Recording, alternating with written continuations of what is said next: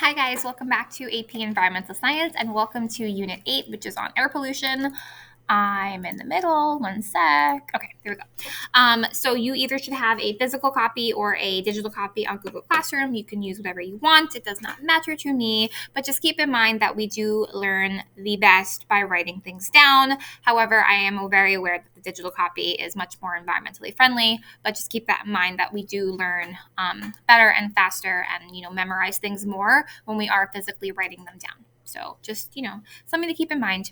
Okay, so we're going to be covering topics 8.1 and 8.2 in today's video. And I noticed that I talk a lot, so I'm going to try to not talk as much, which, can be challenging for me. So let's go ahead and get started. Okay, so this is an introduction to air pollution and the different types of air pollutants. Let's make myself nice and small. Okay, so these are just the basics of air pollution. So when when you take the AP exam, if they ask you about air pollution, you have to be very specific with the pollution you are talking about. You can't just write about it as an idea.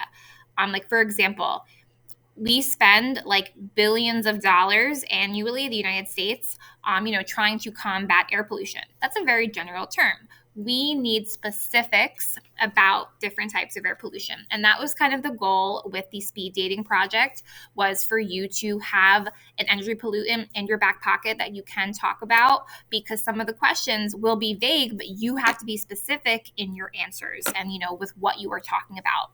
So for the the air pollution speed dating, make sure that you really are reading over about your air pollutant. And if you are confused or don't know a lot about it, or you want more reassurance or help or guidance, just come see me and I will do research with you. I don't know everything about air pollutants or like every specific thing about every air pollutant. There are a ton of them, but I can help you master one of them so you have it in your back pocket for the AP exam.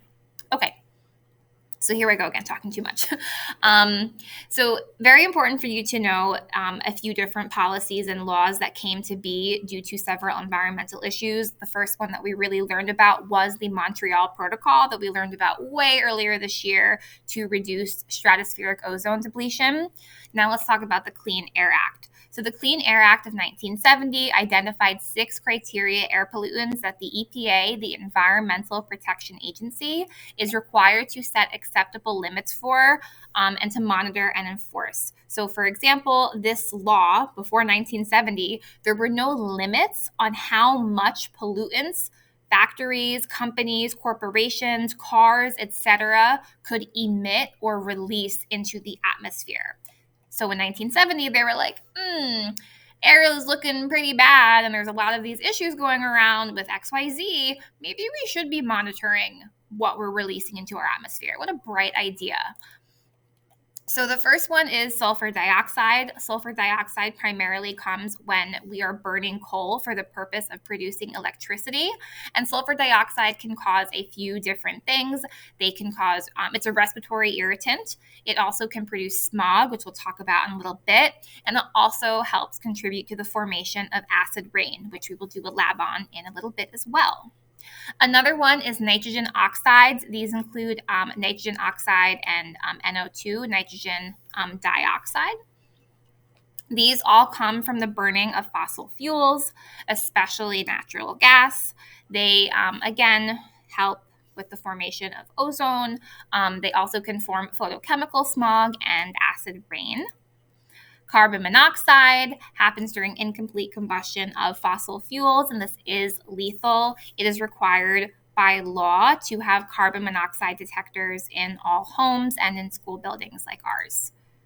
Lead, let me move myself somewhere else. Hold on. There we go. Lead. Okay. Lead is very interesting because lead used to be in paint and in lead pencils. And, babies would be living in rooms with lead painted walls, and they would be going to school writing with lead pencils. And we found out that's actually a neurotoxin, so it causes brain abnormalities. Really not great. And this happens or is released when we are creating or producing metals, as well as when we burn waste. ozone. We know that ozone can be good when it exists in the stratosphere.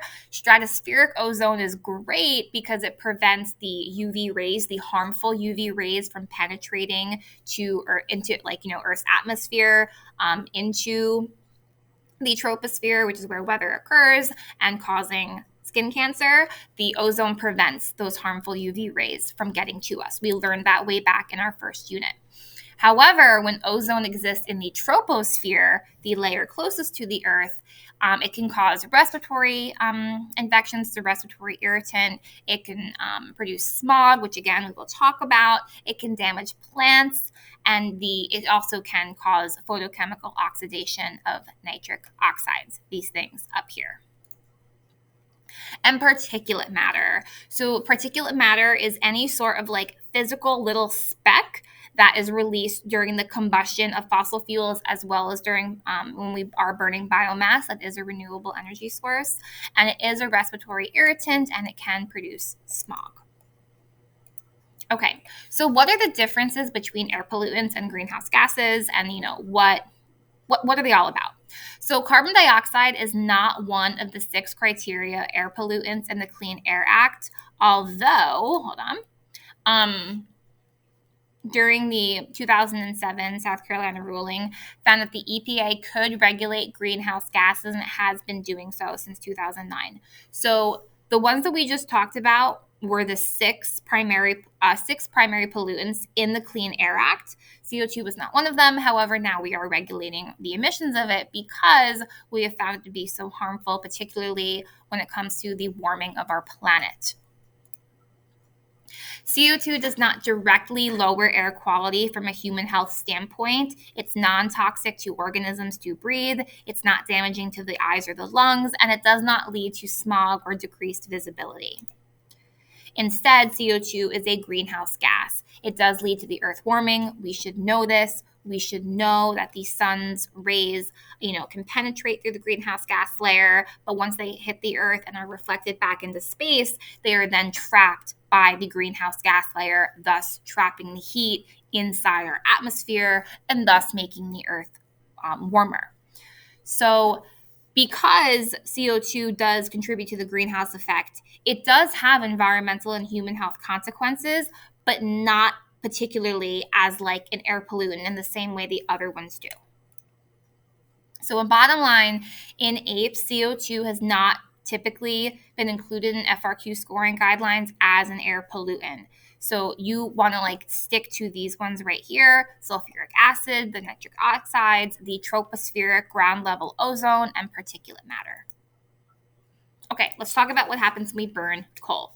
So coal is one of the dirtiest non-renewable energy sources that we can use. When we burn it, it releases more air pollutants than the other fossil fuels. And as a reminder, coal combustion does contribute to 35% of global electricity. So unfortunately, because we're not creating the infrastructure to not use coal, we are still burning it because 35% of our global, populace is using it as a source of electricity.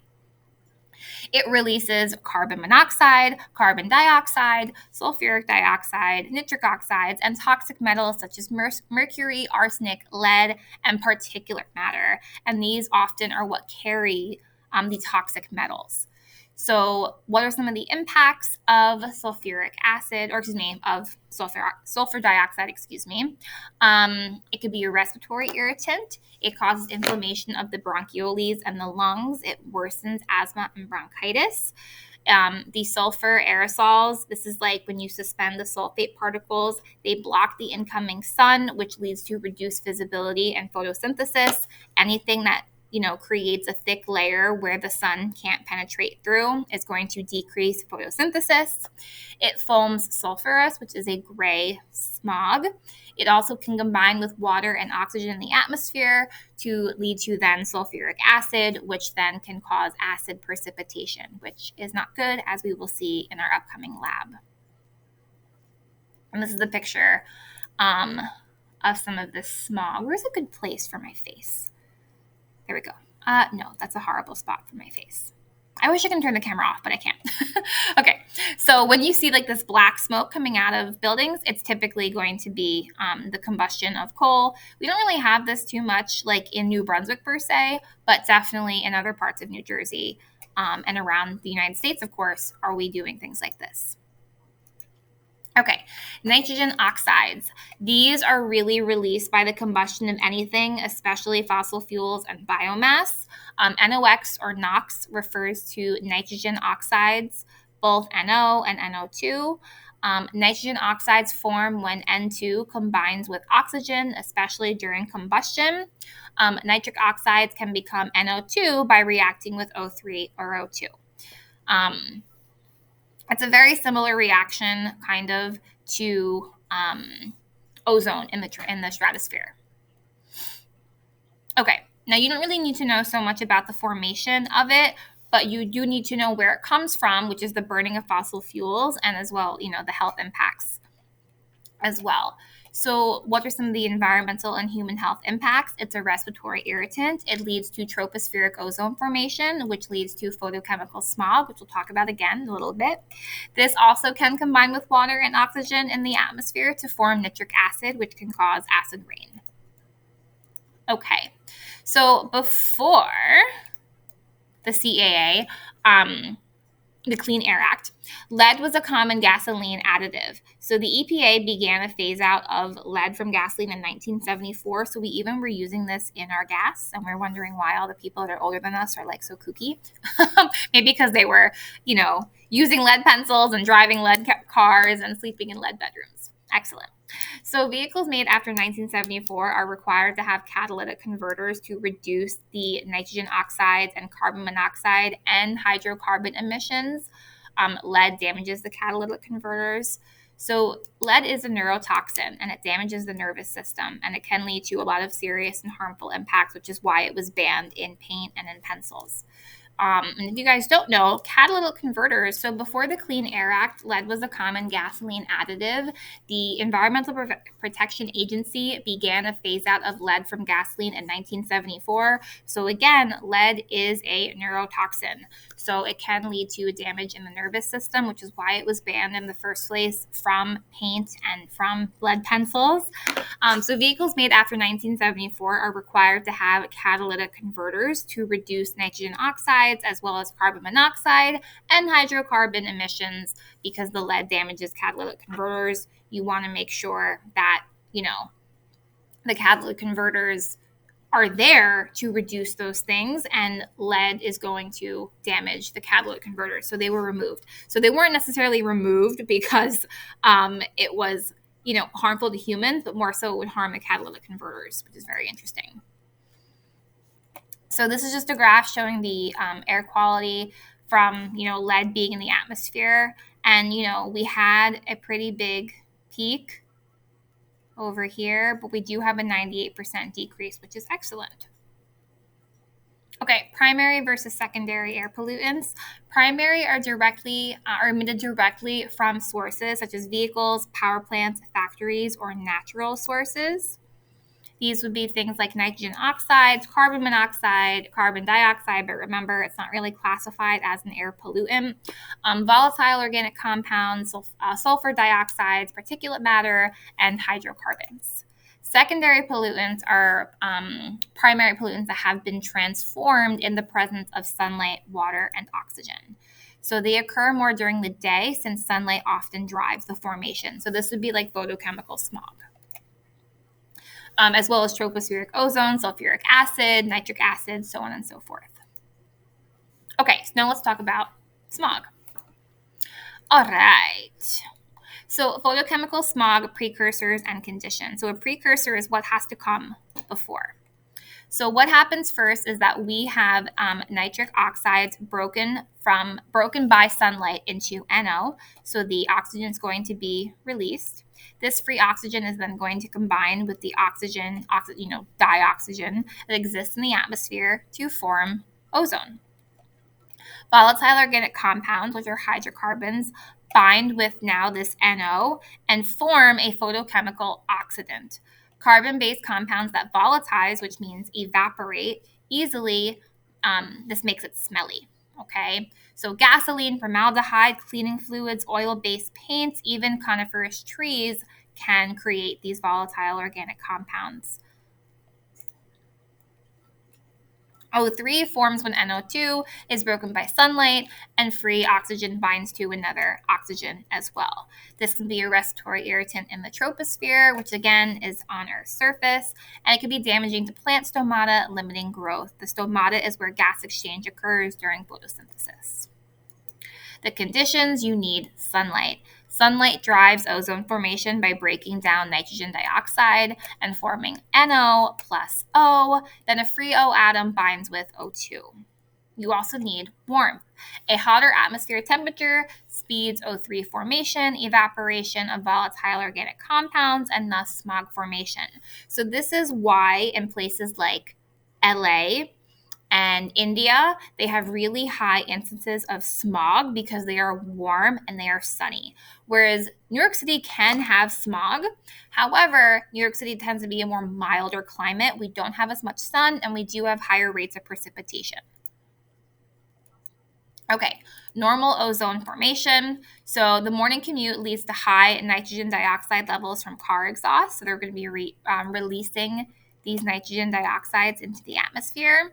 The sun is going to break down NO2 into NO plus O. That NO is going to bond with the oxygen in the atmosphere, forming O3. There it goes. The O3 formation typically peaks in the afternoon when sunlight is most direct and NO2 emissions from morning traffic have peaked. At night, O3 reacts with NO to form NO2, and O2 once again. O3 levels drop overnight. So how is photochemical smog formed? Again, we have these nitrogen dioxides released during the morning commute, and the sunlight is going to break down NO2 into NO plus O. It's going to react with O2, forming ozone. The volatile organic compounds bond with NO to form photochemical oxidants. And like a lot of chemistry is in here, guys, you just have to know the basics. Okay, just letting you guys know. Without NO to react with O, it builds up instead of returning to oxygen and NO2, O2 overnight. This leads to photochemical smog. The O3 combines with the photochemical oxidants to form photochemical smog. Okay, so factors that increase smog formation, you're going to be having the sunlight and the warmth, as well as increased vehicle emissions. Okay. Oh, I'm in the way. Oop. So urban areas have more smog due to all of these factors. You have cars, you have sun, you have the warmth. We'll talk about urban heat islands in a little bit and what that means. And also like any sort of like factory areas that will be producing these nitric oxides are going to be contributing to that as well. Okay, so impacts and reduction of smog. What are some of the impacts? Well, we want to make sure that we are, the base of our food chain is plants. Okay, we know that. We know plants, algae, any photosynthetic organisms are the base of our food chain. We want to be making sure that we are stabilizing our food chain by making sure what's at the base is, healthy, alive, and, not numerous, but at healthy levels. So when you have smog, we will be reducing the sunlight that's going to be penetrating through, limiting photosynthesis, which we know is how productive an ecosystem is. The rate of photosynthesis is the productivity of an ecosystem. Ozone damages plant stomata and irritates animal respiratory tracts. Again, stomata is where the gas exchange takes place on a plant. So not only are we limiting the sunlight that can go through so a plant can do photosynthesis, but we're also destroying the stomata where gas exchange occurs, where the CO2 is absorbed by the plant and the oxygen is released. In humans, it's a respiratory irritant. It worsens asthma, bronchitis, COPD, which is a lung disease, and is also irritating to your eyes. Economic, because we have these environmental and human impacts. There's going to be increased healthcare costs to treat asthma, bronchitis, and COPD, lost productivity due to sick workers missing work or dying, decreased agricultural yields due to less sunlight reaching crops and damaging to plant stomata. So what can we do to reduce this stuff? Decreasing the number of vehicles on the road, which is going to decrease the, nitrogen oxide emissions. Using public transport is great. I know that the American dream is buying a house, buying a car, whatever, but that's so overrated and destroys our planet. So using public transport is an excellent idea, especially when you are living in a city. Carpooling, biking, walking, working from home. I know that's not a possibility for everyone, and I'm a big hypocrite because I drive 50 miles a day to get to and from work, but we do what we can, right? Energy, increase electricity production from renewable sources that don't emit nitrogen oxides, which would be excellent. So solar, wind, hydro. Natural gas power plants release far less than coal. So again, we're seeing more of these benefits of these renewable resources that we just did our project on. Oops. And that's it. All right. I will see you guys all when I see you. If you have any questions, let me know. This stuff is overwhelming and a lot. So if you need more help, come talk to me, watch another video. I'm here to help. I will see you guys all when I see you. Bye.